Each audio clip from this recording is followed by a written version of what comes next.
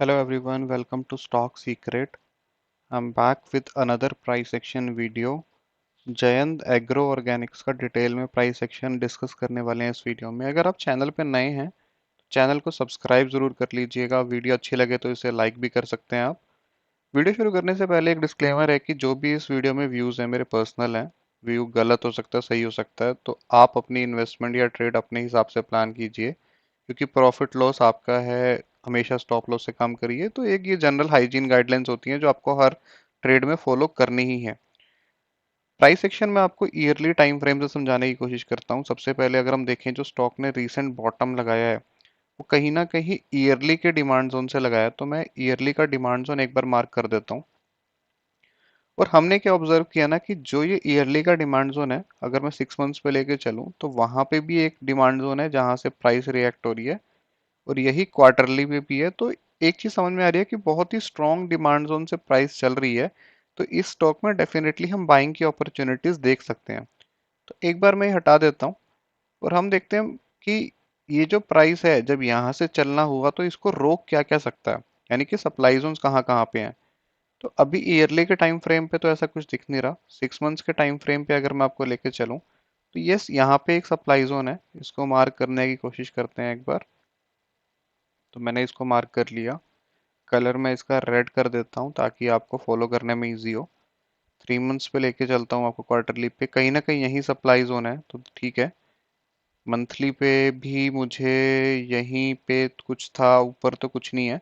तो एक चीज इस स्टॉक में समझ में आ रही है कि सिर्फ यही है जो एक सप्लाई जोन है, उसके ऊपर कुछ इतना खास नहीं है जो इस प्राइस को लंबे टाइम तक रोक के रखे या कंसोलिडेट करवा के रखे। तो जब प्राइस यहाँ पे आई तो एक बार यहाँ पे 6 मंथ्स के चार्ट पे देखने से शुरुआत करते हैं कि यहाँ पे प्राइस आई और वहीं से ही थोड़ा थोड़ा प्राइस डाउन आना शुरू हो रहा है। तो आपको मैंने कल भी एक वीडियो में यही बात बताई थी कि जब भी 6 मंथ्स के सप्लाई जोन से प्राइस आ रही है तो हम इक्विवेलेंट सप्लाई जोन देखेंगे या एक लेवल नीचे का। उससे नीचे हम नहीं जाएंगे, क्योंकि जैसे ये 6 मंथ्स का सप्लाई जोन है तो इससे बड़ा डिमांड जोन हमें मिल जाए तो बहुत ही बढ़िया, यानी कि ईयरली का। लेकिन हम 3 मंथ से नीचे के डिमांड जोन पे नहीं जाएंगे, बिकॉज उसके टूटने की प्रोबेबिलिटी, स्टॉप लॉस होने की प्रोबेबिलिटी बहुत ज्यादा हो जाती है। ऐसा नहीं है कि हम इतने स्ट्रॉन्ग सप्लाई जोन के नीचे एक डेली के डिमांड जोन पर ट्रेड इनिशिएट कर दें। उस ट्रेड सेटअप का फेल होना काफी हद तक पॉसिबल होता है। प्रोबेबिलिटी उसकी ज्यादा रहती है। तो ठीक है, 6 मंथ्स पे देखते हैं कि यहाँ से प्राइस नीचे आना शुरू हुआ। तो शायद ये हमारा एक डिमांड जोन है, इसको मार्क कर लेते हैं कि हमें मे बी यहाँ पे एंट्री मिल जाए। और उसके बाद मैं एक बार ईयरली पे भी देख लूँ कि क्या कुछ है यहाँ पे। सेम जगह यहीं पे ही था, उसमें भी ईयरली में भी तो ऑटोमेटिकली मार्क हो गया।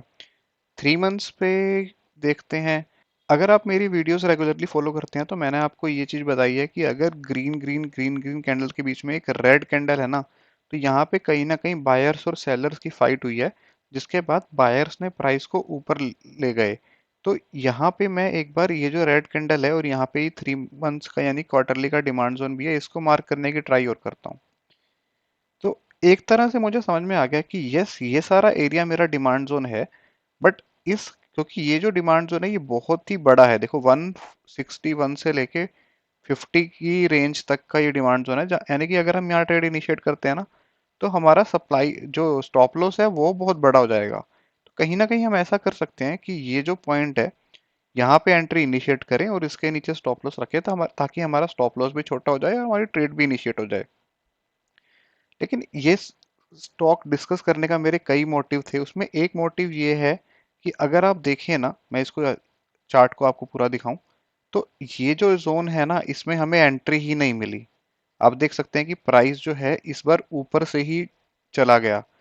तो हर बार जरूरी नहीं है कि हम, हो सकता है कि काफी बार एक एक साल, दो दो साल इन स्टॉक के जोन में आने का वेट करें, लेकिन हमें फिर भी एंट्री मिस हो सकती है। तो इसमें कुछ गलत नहीं है, ऐसा नॉर्मल होता है, क्योंकि ये 3 मंथ्स का कैंडल्स हैं सारी। तो हो सकता है 2 साल के बाद भी आपको आपके बेस्ट लेवल पे एंट्री ना मिले। तो इसमें आपको ये नहीं करना कि मैं तो काफी टाइम से वेट कर रहा था, जो है ठीक है, चलने दीजिए। आप फॉलो अप अपॉर्चुनिटीज को हमेशा देख सकते हैं।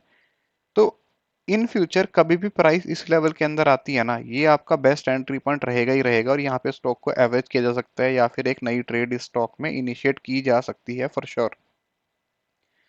अब देखते हैं कि हुआ क्या। प्राइस जो है वो ऊपर वाले डिमांड जोन में ही जस्ट टच हुआ, जस्ट एंट्री मिली और ऊपर जाना शुरू हो गया।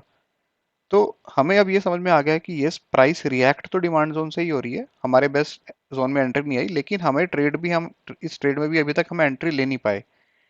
हमने क्या देखा कि 3 मंथ्स पे अच्छा कंसोलिडेशन चल रहा है। एक बार मंथली पे जाके भी देख सकते हैं कि क्या हमें कुछ एंट्री मिली। तो मंथली पे जाके हमें ये समझ में आया कि जब प्राइस यहाँ से रिएक्ट होके ऊपर गई ना, तो एक मंथली का डिमांड जोन यहाँ पे बन गया था।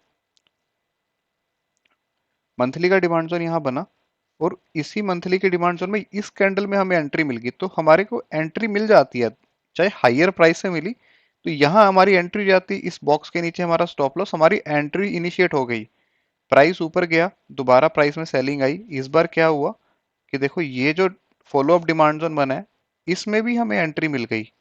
ये देखिए, यहाँ पे एंट्री मिली, अगेन यहाँ पे एंट्री मिली, यहाँ पे हमारा स्टॉप लॉस हो जाता, और ये ट्रेड यहाँ से चल रही है। तो कहने का मतलब ये है कि इस स्टॉक में हर डिमांड जोन अच्छे से फॉलो हो रहा है कहीं ना कहीं मंथली के टाइम फ्रेम पे। और सप्लाई जोन जो यही था जो मैंने आपको इनिशियली डिस्कस की थी, और कहीं ना कहीं ये सप्लाई जोन पूरा का पूरा टेस्ट हो चुका है। और जो ये करंट ये लेवल है, इसमें भी कुछ इतनी स्ट्रेंथ नहीं है कि स्टॉक को ये रोक सके। कंसोलिडेशन भी इनफ हो चुका है। तो एक बार मैं इस सप्लाई जोन को अगर हटा दूं और मैं छोटे लेवल पे जाके देखूं, तो वीकली पे भी मुझे कोई ऐसा खास सप्लाई जोन दिख नहीं रहा है। डेली पे तो एनीवेज एक तरीके से जो ये रेंज थी छोटी सी, ये रेंज भी क्लियर हो चुकी है। तो कहीं ना कहीं Jayant agro current market price पे काफी बुलिश लग रहा है। और इसमें जैसे अभी मार्केट में रिसेंट सेलिंग थी, तो इतनी सेलिंग इसमें नहीं थी, जस्ट नॉर्मल साइडवेज कह सकते हैं। ये मूवमेंट ये जो सारा था, इसको साइडवेज तरीके से एक बार देखा जा सकता है।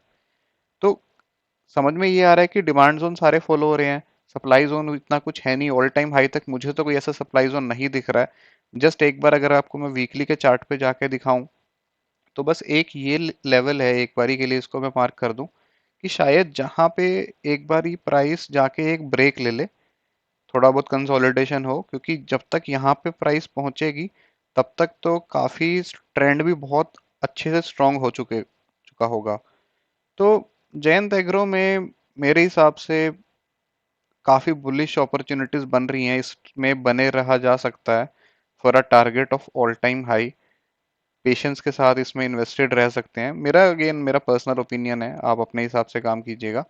बट हाँ, कहीं ना कहीं ये एक जो कंसोलिडेशन है, या फिर जैसे सारे लेवल्स रिस्पेक्ट हो रहे हैं, तो एक ब्रेकआउट आता इसमें दिख रहा है।